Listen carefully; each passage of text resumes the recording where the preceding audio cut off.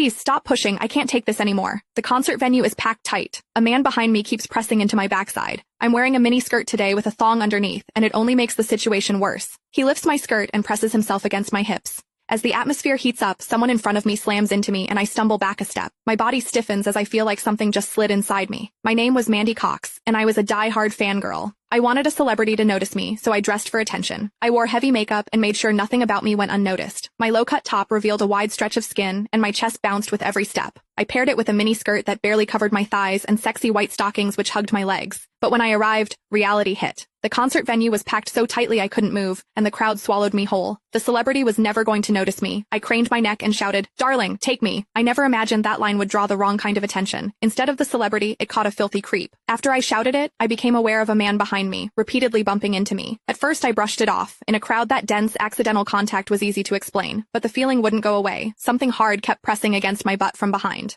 I assumed I'd accidentally backed into his hand where it rested behind me, so I turned and offered a polite apology. "Sorry, I didn't mean to bump into you." He paused, then flashed a leering smile and said, "It's okay, I don't mind." When I turned back toward the stage, I felt him press against me again, more deliberate than before. I kept my attention on the celebrity on stage and shut him out. The man became increasingly brazen, pulling up my skirt and pressing close against my backside. I had only a thong on underneath, which left my butt exposed. I felt his touch directly against my skin and assumed it was his finger. Only then did I realize something was wrong. The pressure was warm and solid in a way a finger could never be. My mind lurched as the truth hit me. In the 20 years of my life, this was the first time a man had ever molested me. Fear surged through me, sharp and overwhelming, and my body reacted with an instinct to flee, but there was no way to move. The concert floor was packed wall to wall, leaving me stuck where I stood. I drew myself tight, bracing as if tension alone could keep the fear out. As I did, my hips closed around the man's so-called finger, trapping it between my cheeks. An unfamiliar sensation followed, and warmth rose to my face. What confused me was that I didn't recoil from it. There was a muted comfort to it, and against my will, it sparked a faint sense of expectation. The man behind me seemed to take it as a signal.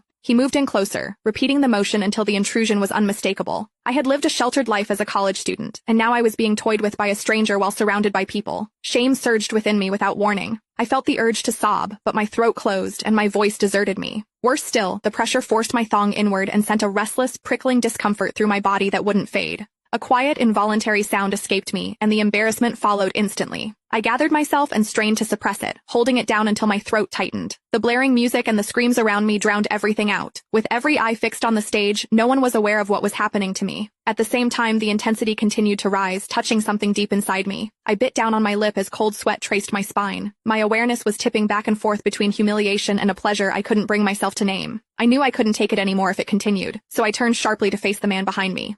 Click the link in my bio to get the full story for free.